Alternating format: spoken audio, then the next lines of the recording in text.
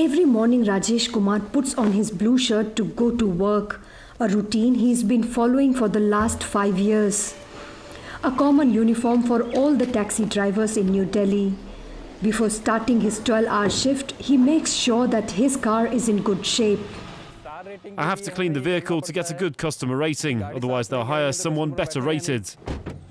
The competition among ride-sharing apps is intense in New Delhi, where 400,000 drivers work in the industry.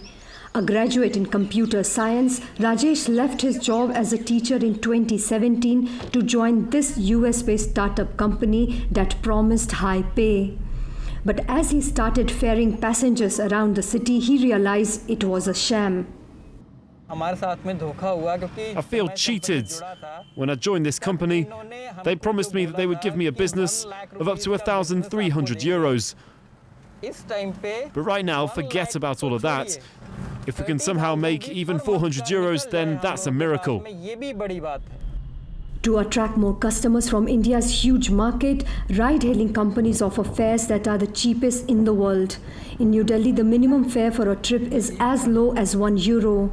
With his income, Rajesh needs to cover costs for maintenance and pay installments of a loan he took to buy this car.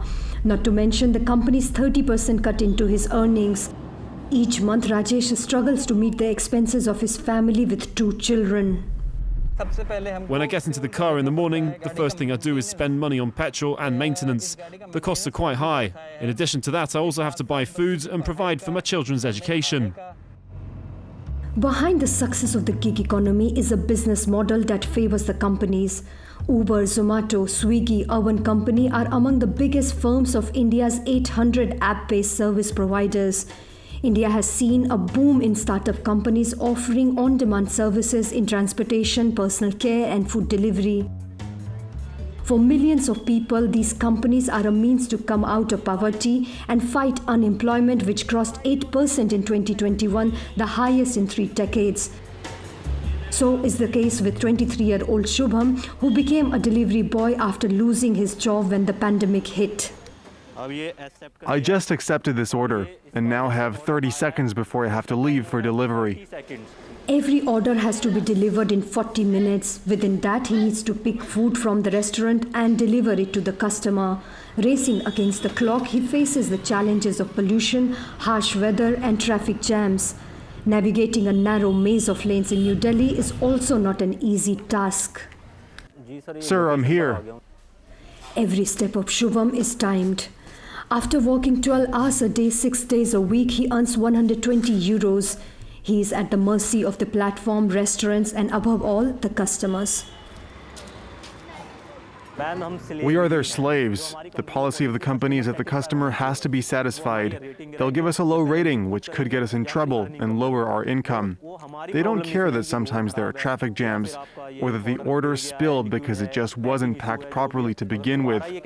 Even worse, if the customer cancels the order, the company deducts the full amount from my earnings. Gig jobs are not new to India, where 80% of the workforce are employed as daily wages in the informal sector. Experts believe online platforms have aggravated their vulnerability. In the absence of regulations, they have no legal status. They are neither employees nor self-employed.